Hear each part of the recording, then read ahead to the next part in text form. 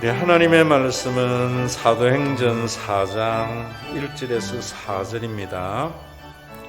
사도들이 백성에게 말할 때에 제사장들과 성전 맡은 자와 사두개인들이 이르러 예수 안에 죽은 자의 부활이 있다고 백성을 가르치고 전함을 싫어하여 그들을 잡음에 날이 이미 저물었으므로 이튿날까지 가두었으나 말씀을 들은 사람 중에 믿는 자가 많으니 남자의 수가 약 5천이나 되었더라. 아멘. 여러분들이 신앙이 올바라야만이 교회가 세워지고 또 교회가 세워져야 예수님의 구원이 이런 것이구나 하는 맛보는 신앙이 됩니다. 그런데 왜 올바른 신앙을 가지지 못하는가? 여러 원인이 있겠지만 그 중에 하나가 성경의 단어의 개념을 자기식으로 이해해서 그렇습니다. 성경에 기록된 단어들은 기록자가 예수 그리스도의 구원의 구원을 설명하는 데에 그동안 써왔던 단어를 차용해서 설명을 했는데 그걸 알지 못하고 자기식으로 이해해서 그렇습니다. 우리 교회에서도 설교를 들을 때에 여러분들이 우리 교회에서 쓰는 용어들이 있습니다. 제가 설교에서 쓰는 용어를 이해하지 못하고 자기식으로 그동안 믿어왔던 식으로 이해를 해버리면은 설교에 오해가 일어납니다. 제가 우리 교회에서 자주 쓰는 말이 여러분 종교생활보다는 신앙생활을 잘해야 됩니다 라는 말, 자꾸 설명하니까 설교가 길어져요. 이제 그 말을 여러분들이 하면은 이런 의미구나 하고 빨리 받아들여야 돼요. 종교생활은 뭐냐면은 주일날 와서 예배 드리는 겁니다. 또 뭐 와서 헌금하는 겁니다. 또 나가서 전도하는 겁니다. 봉사하는 겁니다. 이런 건 종교생활이에요. 신앙생활은 뭐냐면은 왜 예배를 드리는데, 왜 헌금을 해야 되는데, 왜 전도를 해야 되는데, 원래의 취지를 알고 살아가는 겁니다. 이 신앙생활은 살아있는 신앙생활이에요. 또 뿐만 아니라 여러분들에게 제가 말씀드릴 때 신앙생활도 성경에 기록된 사건 중에 구원사의 사건이 있는가 하면은 신앙생활의 산도 있어요. 이것을 구별하지 못하면은 목사가 교주가 되고 권사가 교주가 되는 희한한 종교가 됩니다. 오늘도 여러분들이 이 본문에 보면은 좀 이런 부분들을 이해하고 이제 설교를 쭉 들어보면은 이해가 좀 쉽습니다. 사도들이 백성에게 말할 때에 제사장들과 성전 맡은 자와 사두개인들이 이르러, 제사장들과 성전 맡은 자들, 레위인들과 그 다음에 사두개인, 이런 사람들을 일컬어서 사두개파 이럽니다. 그에 또 비견하는 파벌이 바리새파이거든요. 그런데 이 사두개파의 사람들은 어쨌는가 하면 예수 안에 죽은 자의 부활이 있다고 백성에게 가르치고 전함을 싫어하여 그들을 잡음에 날이 이미 저물었으므로 이튿날까지 가두었다 이래요. 왜 이들을 가두었는가? 예수님의 제자들 사도들 베드로와 요한은 예수님이 부활하신 것을 증거하면서 사람들에게 죽은 자의 부활이 확실히 있다라고 전한 거예요. 여러분, 이건 제가 여러분들에게 말씀을 드릴 때에 역사적인 사실이다 그래서 예수님의 부활, 그것에 대해서 변증을 해드렸습니다. 그런데 왜 사두개파는 분명히 예수님이 역사적으로 부활하셨는데 그거 전하는 거 싫어했는가? 이거 아셔야 돼요. 또 이런 것들을 연구하는 자가 신학자들입니다. 이 사람들은, 사두개파는 구약 성경이 모세오경, 역사서, 선지서로 이루어져 있습니다. 모세오경은 창세기, 출애굽기, 레위기, 민수기, 신명기까지 모세오경이라 그래요. 헌법입니다. 그 헌법에 의해서 역사가 진행이 되는 것이 이스라엘의 역사서입니다. 그리고 그 역사를 모세오경을 통해서 하나님의 계시의 말씀을 선포하는 것이 선지서입니다. 그런데 사두개파는, 바리새파는 다 하나님의 말씀이라 믿었는데요, 모세오경만을 믿었어요. 이 사람들은 다른 것은 하나님의 말씀이 아니라 봤어요. 그건 역사고 선지자들의 설교라 이래 본 거예요. 자, 그런데 이 사람들은 그 모세오경을 하나님의 말씀이라 보면서 무엇을 부정하는가 하면은 죽은 자의 부활을 부정하는 현실주의자들입니다. 종교인들입니다. 그런데 예수님이 분명히 죽은 자 가운데서 부활하셨고 앞으로 죽은 자의 부활을 사도들이 선포를 하니까 자기네들의 교리에 맞지 않다고 전하는 걸 싫어했고, 또 전하는 사람들을 자신들이 가지고 있는 종교적인 권력으로 가두었다, 이 말입니다. 자, 여러분들이 오늘도 제가 여러분들에게 말씀을 드릴 때에 주장을 믿지 마세요. 사실을 믿으세요 이러잖아요. 여러분, 한국 교회의 많은 문제가 뭐냐면은 주장을 자꾸 교인들에게 믿으라 그래요. 맹신이 된다고요. 사실을 믿으면 인격적인 신앙이 됩니다. 주장 중에 하나가 뭐냐면 교리예요, 교리. 여러분, 기독교가 생명을 잃은 것 중에 하나가, 교리는 이단을 방어하는 데에 참 좋은 역할을 했지만은 교리는 예수님의 구원을 실제하고 실존화하는 데에 많은 걸림돌이 된다는 것도 우리가 인정해야 돼요. 교회가 언제부터 생명을 잃었는가? 사도들 이후를 우리는 뭔가 하면 속사도, 교부 시대에 이래 나갑니다. 교부들은 뭐냐면 교리를 만든 자들이라 말입니다. 스콜라 신학입니다. 예수님의 구원을 이론적으로 설명하는 신학이에요. 자, 이런 것들은 자기의 주장이기 때문에 변증을 합니다. 그래서 서로 대립을 해요. 우리 한국에도 이런 부분이 참 강합니다. 저는 경상도 지역에서 아버지가 목회를 했기 때문에 경상도 지역에는요, 대부분 장로교가 많습니다. 네비우스 선교 정책에 의해서. 이쪽 서울 수도권에는 감리교가 많습니다. 제가 어릴 때 목사님들이 뭐라 가르쳤는가 하면은요, 감리교는 자유주의 신학이라서 믿으면 큰일 난다. 장로교만 믿으라 그랬어요. 주장의 대립이지. 그래서 장로교는 예수님을 믿는 것보다 칼빈을 믿어요. 그래서 분열이 많이 일어나는 거예요. 그럼 분열하는 거는 좋은데, 자, 제가 장로교 목사이지만은 장로교의 교리를 내가 중에 받아들이는 것은 더 성경적이기 때문에 받아들이는 거지, 교리가 성경을 대체할 수는 없는 거예요. 지금 우리 한국 교회에서 예수 그리스도의 복음으로 인하여 구원이 잘 나타나지 않는 것은 사실적인 인격적인 믿음이 돼야 되는데, 목사님들이 주장하는 주장을 믿는 신앙이 많기 때문에 파벌이 생기고 대립이 생기고 이러는 겁니다. 지금 사두개파들은 자신들은 부활을 부정하는, 죽은 자의 부활을 믿지 아니하는 현실주의자라서 교회를, 종교를 통해서 치부의 수단으로 삼고 이래 살아갔다고요. 그런데 예수님이 부활하신 것은 역사적인 사실인데, 또 그 사실을 통해서 사람들이 죽은 이후의 부활을 설명하는 사도들의 전함을 싫어하고 가두었다, 이렇게 말을 합니다.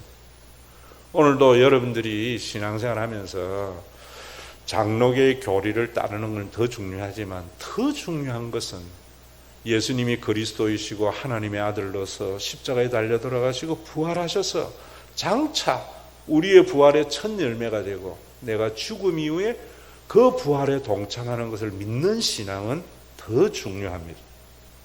자, 그런데 또 한 가지는 여러분들이 주장을 믿으면은 사실에 의거한 것이 아닙니다. 그래서 역사를 보는 역사의식이 없어요. 자, 여러분 성경을 자세히 보세요. 성경을 보면은 모세 오경이 있고 그 다음에 역사서가 있습니다. 그 이스라엘의 그 역사서는 무엇을 말하는가 하면 모세 오경에 기초한 역사가 돼야 된다는 거예요. 그런데 이스라엘 백성들이 모세오경 특히 신명기 이한 하나님의 나라를 만들려고 하지 않고 잘못 사는 거예요. 그래서 선지자들이 모세오경을 통해서 잘못된 역사를 질책하는 것이 선지서입니다. 왜 사두개파에게 역사의식이 없었는가? 그냥 원리만 믿었던 거예요. 역사에 대한 생각이 없었던 거예요. 지금 이런 것들이 우리 한국 교회에도 비슷한 현상이 있습니다. 그 비슷한 현상을 제가 여러분들에게 말씀을 드릴 때 그랬지요. 예수 믿으면은 동남아 선진국 유럽의 선진국과는 잘 살고 불교를 종교로 가지고 있는 동남아는 가난하다. 이건 주장입니다. 그럼 팩트 사실은 뭐냐면은 불교를 믿는 동남아는 잘 사는 사람은 굉장히 잘 살고 대다수의 국민은 가난하다. 이게 팩트예요. 자, 예수를 믿는 유럽은 잘 사는 사람도 있고 못 사는 사람도 있어요. 유럽에 가도. 미국에도 거지가 있어요. 우리가 우스갯소리로 미국은 거지들도 뭐 영어하더라 이러는데, 그런데 기독교의 국가는 중산층 대부분 잘 사는 사람이 많은 국가입니다. 이게 팩트예요. 자, 그러면은 정확한 팩트에 의한 신앙을 가지려면은 왜 기독교를 믿는 국가는 대부분의 사람들이 부하게 되는가? 이것은 신명기적 공동체이기 때문입니다. 그래서 제가 여러분들에게 예수 믿으면 부자 되고 예수 우상숭배하면 가난하다는 것은 그건 종교인의 주장입니다. 이번에도 제가 코로나19에 대한 요엘서 강해, 그리고 창조 신학의 강해, 그리고 야베스 기도에 대한 책 3권을 지금 냅니다. 믿음까지 4권을 내는데 좀 여유가 있는 분들은 출판에 여러분들이 참여해서 좀 하면 좋을 것 같아요. 교회가 재정이 넉넉하지 않기 때문에. 신명기적 공동체의 내용이 뭐냐면은 여러분들이 이런 거 아셔야 됩니다. 그냥 죽어서 요단강 건너가 천국 간다고 하는 이런 신앙을 가지면은 주장을 믿는 거예요. 자, 이스라엘 백성들이 애굽에서 노예로 살았습니다. 노예로 살 때에 전부 노예로 살 때는 다 가난해요. 다 먹고 살기 힘들어요. 왜? 애굽 사람에게 다 빼앗겨가지고.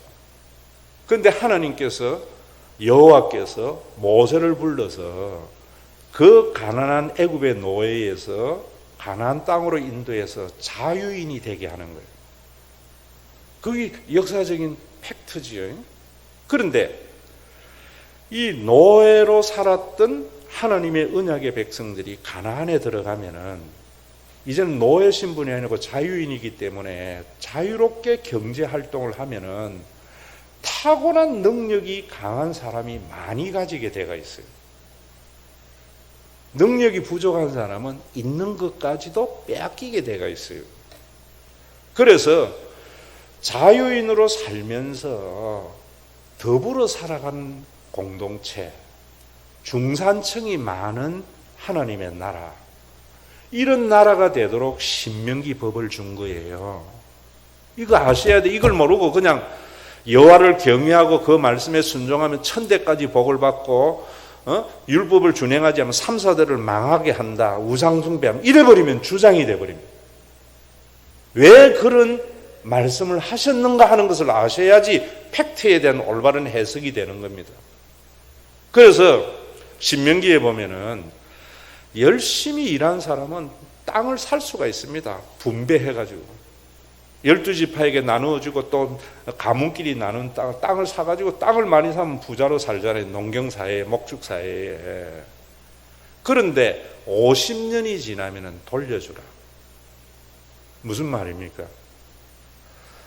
부의 대물림이 되지 못하도록. 부의 대물림이 되지 못하는 사회가 되어야지요, 건강하고 성장하는 겁니다. 부가 대물림되고 가난이 대물림되면은 동남아같이 일할 필요 생각을 안 하지요. 있는 사람은 그냥 캐세라 세라 살고, 없는 사람은 노력해봐야 뭐 잘 살 수도 없는, 희망이 없는데 왜 노력해요? 이해되세요? 신명기가 우리의 삶의 실존적인 문제를 다루고 있는 거예요. 또 그리고 그런 것만이 아니고 신명기에 보면은 여호와를 경외하고 그 규례가 뭐냐면은 네가 추수를 할 때에 볕단이 뒤에 떨어지거든. 돌아가서 죽지 마라. 그건 하나님이 가난한 자들이 그거 주워 먹으라고 하나님이 그러신 거다 라는 율법을 준 거예요. 그리고 추수를 할 때에 너는 밭 가장자리에 있는 것들은 추수하지 마라. 그 남겨둬서 가난한 사람들이 먹고 살 수 있도록 해라 라고 말씀을 하는 거예요. 이런 율법은 여호와를 경외하는 신앙 속에 되어진다고요. 서양이 잘 사는 것은 가난한 자에 이런 배려가 있었기 때문에 대부분 잘 사는 것이고요. 동남아는 기복적인 신앙, 우상신앙이 있었기 때문에 가난한 자의 배려가 없는 거예요. 그래서 필리핀 같은 데는 6가문이 이제까지 역사 일에 계속 대통령 해먹고 다 해먹는 거예요. 그 사람들이 일할 필요 없잖아요. 또 인도 같은 데는 불가촉 천민으로 태어난 사람은 신분의 상승이 없으니까 일할 필요가 없다고요. 이해되십니까? 자, 이런 역사의식이, 인격적인 신앙이 역사의식을 가지게 하는 거예요. 여러분들에게 말씀을 드리면은 어떤 세계나 공동체의 멸망은 언제 오는가? 진짜로 사람들에게 보여줄 샘플이 없을 때.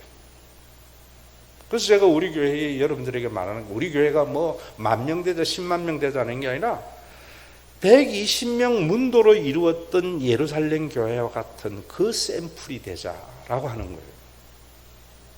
지금 한국의 위기는 이런 샘플이 없는 거예요. 대통령에게도 샘플이 없고 국회의원에게도 샘플이 없고 심지어 교회마저도 샘플이 되지 못하기 때문에 코로나19의 문제가 해결이 되지 못하는 거예요. 교회가 어떻게 샘플이 되어져야 되는가? 하나님 믿어서 자기만 살려고 하지 않는 모습. 근데 우리 한국이 지금 어떤 모습이에요? 교회 개척해가지고 사람 좀 모이면, 재정 모이면은 그 인적 자원과 재정의 힘 가지고 더 많은 사람을 끌어모으는 교회 성장 정책 쓰잖아요. 그래서 메가처치 되면 얼마나 많은 교회가 사장되어져요. 그런 게 샘플이 아니에요. 어떤 교회가 샘플인가? 디모데전서 말씀대로 제가 여러분들에게 말씀을 드릴 때 그러잖아요. 사람이 먹고 살 것 없을 때는 장발장같이 뭐 도둑질 해도 돼요. 노예 때에는요, 지 마음대로 살아야 돼요. 노예 때는 각자 도생이잖아요. 그런데 가나안에 들어가서는 뭐라 그래요? 먹을 것이 있고 입을 것이 있은즉 자족하는 것이 경건에 유익하다. 그 신앙이 있어야죠. 어떤 사람이 샘플인가? 먹고 살만하면, 교회가 이제 자립이 되면은 자족하는 샘플. 한국 교회가 왜 망하는가 하면은 이 샘플 10개가 없어서 망하게 되는 거예요. 대한민국 경제가 왜 망하게 되는가? 이제 회사가 잘 돌아가면은 하청업체의 단가도 좀 올려주고 직원도 봉급도 좀 올려주고, 그래서 함께 상생하려고 하는 기업 10개 샘플이 없으면 망하게 되는 거예요. 성경이 말하는 팩트가 그런 거예요. 오늘도 여러분들이 이런 말씀들을 보면서, 자, 우리가 종교생활 예배를 드릴 때에 뭐 해야 되는가? 여러분들 이곳에 와서 예배를 드리는 것은요, 종교생활 하는 거예요. 뭐 해야 되는가? 내가 진짜 하나님을 믿는 여호와의 신앙으로 샘플과 같이 먹을 것이 있고 마실 것이 있은즉 자족하는 삶을 사는가? 그러지 못한 것에 대해서 회개하는 신앙이 있어야 돼요. 그래서 예수님께서 하나님의 나라를 선포할 때 회개하라, 천국이 가까이 왔다. 항상 구원에는 회개가 수발이 되어져요. 한국교회가 진정한 회개가 일어나지 않기 때문에 참된 예배가 드려지지 않고, 참된 예배가 드려지지 아니하니까 사회 정의가 구현되지를 않아요. 모든 교회가 더불어 살아나가는 기독교가 되지를 못한다 이 말. 자, 그래서 여기에 보시면은 뭐라고 이야기하는가 하면은, 말씀을 들은 사람 중에 믿는 자가 많으니 남자의 수가 약 5천이나 되었더라. 성령이 역사하면은 5,000명 교회, 10,000명 교회 돼. 주장이. 이 말씀은 뭐냐면은, 사실에 의한 인격적인 신앙은요, 어떤 위협에도 흔들리지 않아요. 주장은요, 주장을 믿으면 처음에는 주장을 믿으면 강력한 힘을 발휘하는 것 같은데 그 주장의 허구성이 드러나면 금방 무너집니다.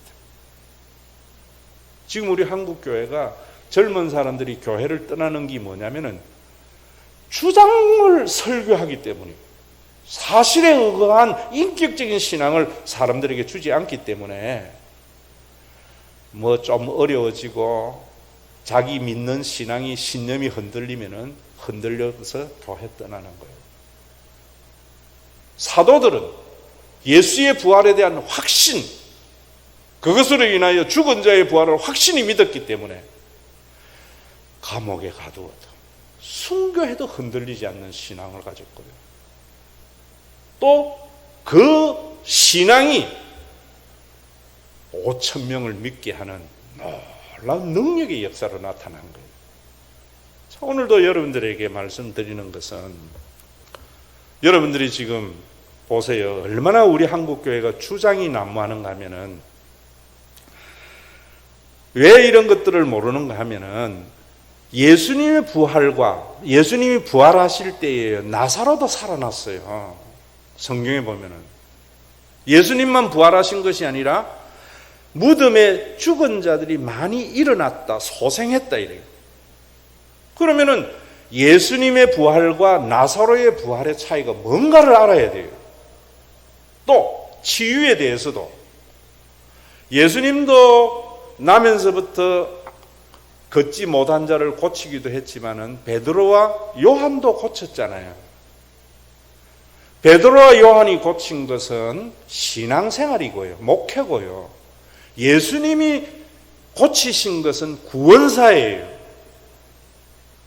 저는 신학서적을 많이 봤지만 이런 것을 구분하는 신학자들이 한 명도 없어요. 그게 문제예요. 그러니까 교주들이 만들어지는, 교주가 양상되는 신앙이 되는 거예요. 자, 그러면 예수님의 부활과 나사로의 부활의 차이는 뭐냐면은, 나사로는 소생했다가 다시 죽었어요. 예수님은 부활하셔서 죽지 아니하고 성천하셨어요. 이 차이를 아셔야 돼요. 그래서 우리는 나사로를 그리스도로 믿는 게 아니라 예수를 그리스도로 믿는 거예요. 치유에 대해서도 예수님은 어떤 병자도요 다 고치셨어요. 고치는 분이에요. 베드로와 요한은 어떤 사람은 고치고 어떤 사람은 못 고쳐요. 그래서 베드로와 요한은 그리스도가 아니고 예수님은 그리스도라는 말이에요. 이해되세요? 확실히 아셔야 됩니다. 베드로와 요한은 안전뱅이가 불쌍해서 고쳐준다, 그 믿음이 고쳐준다. 아니에요. 예수님이 그리스도이심을 증거되도록 한 거예요. 나중에 또 보시겠지만은 이걸 믿지 않는 자들에게는 표적을 나타내지 않았어요. 우리 한국 교회는 뭐라는가 하면은 자기가 능력 있는 것 같이 기도하면 병 낫는 것 같이 했다가 봐라 누구 병 낫게 하고 내가 기도해서 누구 아들 낳고 뭐 낳았다 해놔놓고는 기도해도 병 안 나면 뭐라는가 하면 그 사람 믿음이 잘못된 거야. 자기 합리화예요. 이런 사람들 목사들에게 따르는 사람들은 보면 그 목사를 목사로 보지 않고 교주와 같이 섬겨요. 그 목사는 예수를 믿으라고 이야기하면서 실상은 자기를 믿도록 만든다고.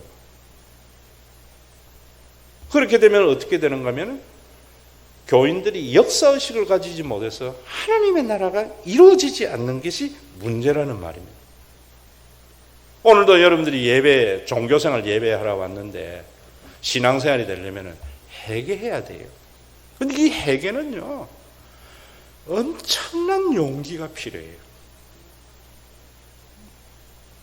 여러분, 이 회개에 대해서 제가 여러분들에게 말씀을 드리지만은 우리 한국교회가 회개하지 않았기 때문에 하나님의 나라가 되지 못하고 샘플이 되지 못하고 있다. 저는 그래 보는 거예요. 그 회개는 누가 하는가? 완료형의 신앙을 가지고 있는 사람이에요. 자, 역사를 볼 때에도 제가 그런 이야기 했죠.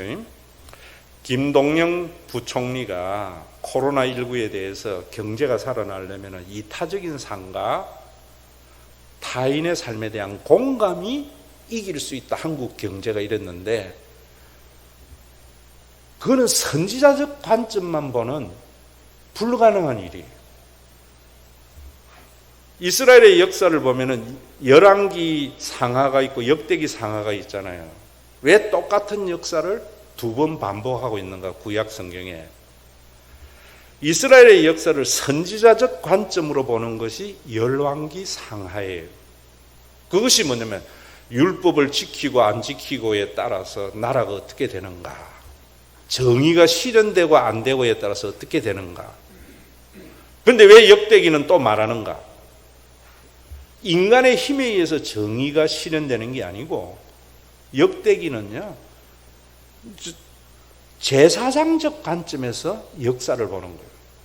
그 말이 뭐냐면은 우리 예수 믿는 사람은 이타적인 삶을 살고 또 예수 믿는 사람은 타인의 삶을 공감하자, 이게 예배가 아니고요. 우리는 그럴 수 없어. 어떻게? 진짜 예배를 드려야만이. 그게 역대기. 그래서 역대기에 이렇게 말하는 거예요. 하나님의 성전 솔로몬 성전을 짓고 솔로몬이 1000번제를 드리고 나니까 하나님께서 나타나서 뭐라는가 하면은 밤에 여호와께서 솔로몬에게 나타나서 그에게 이르시되 내가 이미 내 기도를 듣고 이곳을 택하여 내가 제사하는 성전을 삼았다. 솔로몬 성전을 삼았다 하면서 혹 내가 하늘을 닫고 비를 내리지 않거나 혹 메뚜기들에게 토산을 먹게 하거나 혹 전염병이 내 백성 가운데 유행하게 될 때에 이스라엘 백성들이 레위기의 법에 보면은 하나님을 경외하지 않고 우상 숭배하고 여호와의 규례를 지키지 아니하게 되면 하나님이 징계를 하는데 어떤 징계를 하는가 하면은 전염병, 전쟁, 기근, 덜 짐승이 덜 끊는다 이런다고. 코로나19를 모세 오경의 관점에서 보면은 우리가 하나님을 경외하고 그 규례를 지키지 아니하기 때문에 전 세계에 하나님이 재앙을 내린 거예요. 자, 그럴 때에 뭐라고 이야기하는 거면 이 역대기에 그렇게 땅을 고칠지라 하는데 만일 그러지 아니하면은 다윗이 행한 것 같이 내가 내게 명령한 모든 것을 내 규례를 지키면은 그 왕위가 견고하고 끝까지 가고 그러지 아니하면 다른 신을 섬기고 하면은 너희가 속담거리가 되고 이야기거리가 되는 조롱당할 것이다라고 이야기를 해요. 그래서 여러분 오늘 우리 한국교회가 진짜 예배, 회개하는 예배를 드리지 아니하고 주장을 자꾸 믿고 이렇게 하면은 세상의 이야기거리와 조롱거리가 된다는 거예요. 그것이 이스라엘의 역사예요. 그래서 이사야 59장 14절에서 18절에 보면은 이사야 시대가 우시야 시대인데요. 이스라엘이 다윗과 솔로몬 시대와 같이 경제가 번영한 시대였어요. 그럴 때 이사야가 지금 그 사회를 보면서 통탄하는 거예요. 뭘 통탄하는가? 정의가 뒤로 물리침이 되고 공의가 멀리 섰으며 성실이 거리에 엎드려지고 정직이 나타나지 못하는도다. 성실이 없어짐으로 악을 떠나는 자가 탈취를 당하는도다. 자, 여러분, 예수를 믿고 앞에 말씀드린 대로 먹을 것이 있고 마실 것이 있은즉 자족하는 신앙을 가지고 있는 사람, 그런 기업, 그런 정치인들은 나는 아직 배가 고파 하고 탐욕된 사람에게 자기의 것을 탈취당하는 거예요.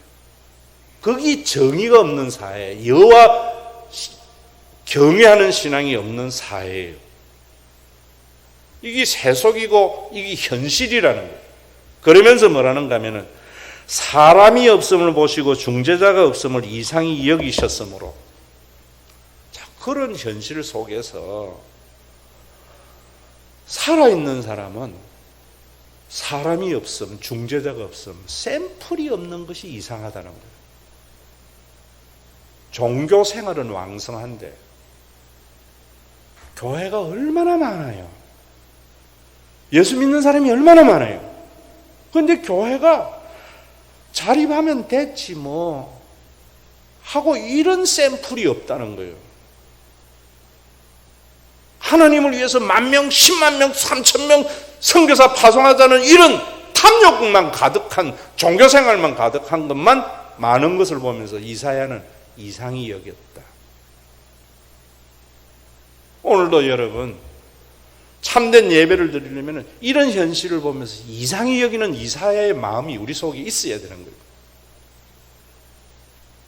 그러면서 뭐라는가 하면은 자기 팔로 스스로 구원을 베푸시며 자기 공의를 스스로 의지하사 하나님이 직접 공의를 실현하신다라는 거예요. 이제는 인간에게 희망이 없다는 거예요. 그래서 여러분들에게 제가 열왕기적 선지적인 관점에서 이타적인 삶을 사세요, 남에게 공감하세요, 이래 안 하잖아요. 왜냐하면 그거는 제한된 육신을 가지고 있는 인간은 절대로 살 수 없어요. 제사장적 관점에서 예배 제대로 드리세요. 어떻게? 예수님이, 이스라엘이 인간이 하지 못한 것을 예수님이 이루신 거예요. 그래서 예수님이 오시고 난 기독교는 그 사실을 받아들이는 거예요. 그 사실을. 그 받아들이는 것이 회개다 이 말입니다. 어떻게 회개하는가? 이제 이타적인 삶을 살자, 우리가 남을 공감하자가 아니고 이제는 굶어 죽는 그 사람이, 망하는 그 사람이 내 가족과 같이 여기자. 내 가족과 같이. 이것이 복음의 씨앗이 떨어지는 것은 이제는 의롭고 정의롭게 살자가 아니고요. 이제는 그 사람을 내 가족으로 보자. 이러면 이때부터 이제 생명이 점점 싹 트는데 이걸 성화라는 거예요. 성화는 어디에서부터? 생명 있는 말씀이 마음에 떨어질 때, 정의를 실현하는 선지자적인 선포가 아니고요. 교회는 선지자적인 선포가 아니고요. 진짜 예배를 드리죠. 예수님이 이루셨다. 이사야에 말했잖아. 이제는 더 이상 인간에게 샘플이 없어서 온전한 샘플 대신 그리스도가 이루셨다. 그래서 우리는 그리스도를 바라보라. 예수의 마음을 가져라, 예수를 바라보자 이런다고요. 샘플된 예수님과 같이 또 다른 샘플이 되도록 이제는 내가 더 이상 이타적인 삶을 사는 것이나 타인을 공감하는 것이나 자족하는 삶을 내가 결단해서 사는 것이 아니고 하나님이 살아계신가 이웃을 가족으로 보며 살자. 예배 때 이렇게 돌아서는 거예요. 그러면 이 예배가 드리면서 여러분들에게 성화가 일어나는데 이 성화도 유대교적인 성화와 살아있는 성화가 있어요. 유대교적인 성화는 뭐냐면은 그 신앙의 결단을 하면 그 다음부터는 상승 곡선을 쭉 이어져 간다고 생각해요. 성경의 성화는요, 한국교회가 이거 놓치고 있는 거예요. 쌓인 곡선을 그려요. 예수 믿고 목사님 설교도 그 은혜 받으면 그 다음부터는 천사와 같이 그래 살려고 하다가 무슨 일이 하나 생기면 툭 떨어져 가지고 그런 사탄이 없는 사탄과 같이 되어졌다가 또 거기에서 아브라함의 신앙 설교 듣고는 또 쏙 올라가 내려. 이게 성화예요. 그러면 시간이 지나면서 복음의 지배를 받고 성령의 지배를 받으면은 이 쌓인 곡선이 이렇게 되어졌던 것이요, 이제는 완만하게 되는 거예요. 점점 쌓인 곡선을 상승 곡선으로 생각을 하면은 어떤 일이 일어나는가? 두 가지가 일어나요. 지금 우리 한국 교회가 얼마나 예배의 회개에서 유대교적인 회개를 하는가 하면은요, 당신 왜 그 모양으로 살아? 장로가 돼서. 당신 예수 믿고 지금 평생 예수 믿으면서 왜 그 모양이야? 이런 설교를 들으면 이 선지자적인 질책이거든요. 그러면 사람들이 자책해요. 착한 사람들은. 어떻게 자책하는 거야? 내 같은 거는 예수 믿으면 안 돼. 여러분들에게 기복적인 신앙이나 상벌 신앙을 주면은요, 어떻게 되는가 하면은 내 같은 거는 두려워하든지 아니면은 내 같은 건 예수 믿으면 안 돼. 회개가 일어나는 게 아니에요. 또 한 가지 그보다 더 큰 문제는 그런 신앙을 가지면은 정의의 사도가 돼가지고 이제 막 판단해요. 우리나라는 정치가 잘못돼서 그래. 경제인들이 잘못해서 그래. 교회가 잘못돼서 그래. 이런다고. 예배는 남 탓하는 게 아니에요. 회개는 남 탓하는 게 아니에요. 내가 샘플이 못 되었구나. 살아있는 생명은 세상은 그래도 내가 자족하지 못했구나. 내가 세상을 변화시키려고 했구나. 내가 변해야 되는데.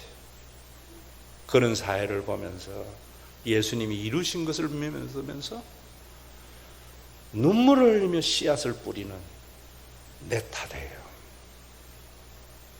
내가 욕심이 많았구나. 내가 자족하지 못했구나.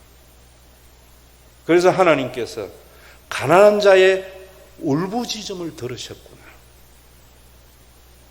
가난한 자들이 하소연할 데 없어서 하나님께 하소연할 때 하나님께서 징계하리라. 그 기도를 들으리라. 코로나19가 바로 그런 거예요. 가난한 나라가 하소연할 데 없으니까 미국과 같이 트럼프와 같이 갑질하니까 주여 하니까 하나님이 코로나19를 통해서 깨닫게 했는데 코베드 퍼실리티라는 기구를 만들었어요. 그게 뭐냐면 180개국이 가입을 했는데 전 세계 인류 20%가 백신을 맞을 동안에 우리 독점하지 말자. 가난한 나라 돈 없을 때 도와주자 해가 만드는 거예요. 우리나라가 거기에 가입을 해가지고 백신 선점을 안 한 거예요. 그랬는데 보니까 뒤로 서양의 강대국들이 그거 다 독점을 해가지고 백신 넣게 한 거예요. 자, 눈앞에 이익을 가지고 했지, 서양이. 멀리 보면 대한민국은 믿을 수 있는 나라가 세계 사람들에게 각인시켜주면 멀리 보면 훨씬 나아요. 샘플이 되는 12명, 120명의 예수님이 세우신 그 의인 샘플링 교회는 오늘날까지 눈앞에는 주장에 의해서 가침도 당하고 순교도 당하지만 생명이 있기 때문에 점점 확산되어져요. 우리 교회가 여러분들 진정한 예배자가 되세요. 여러분, 이런 신앙이 인격적인 신앙이에요. 주장을 믿으면 안 돼요. 오늘도 여러분 이 현실을 코로나19 시대에 의인 10명이 없는 현실을, 의인의 역할을 못하는 한국교회를 보면서 타다기보다 내가 의인이 되어야지, 이런 결단이 있고 이런 생명이 있는 예배가 되기를 주의 이름으로 축원합니다. 우리 주 예수 그리스도의 은혜와 아버지 하나님의 사랑하심과 성령님의 감동하심이 주장을 믿는 맹신주의자가 아니라 사실에 의한 인격적인 신앙을 가져서 환난과 핍박이 나를 더욱 강하게 하니 7번 넘어져도 8번 일어나는 믿음이 굳세지기를 원하는 믿음의 권속들과 이들이 모여서 불의한 세상에 남 탓하는 것이 아니라 자기 탓하며 자족하지 못하는 나의 탐욕을 탓하며 하나의 샘플이 되기를 원하는 신과 회복 있는 교회 위에 주께서 여호와 신앙으로 심판하러 다시 오실 그날까지 함께 있을지어다.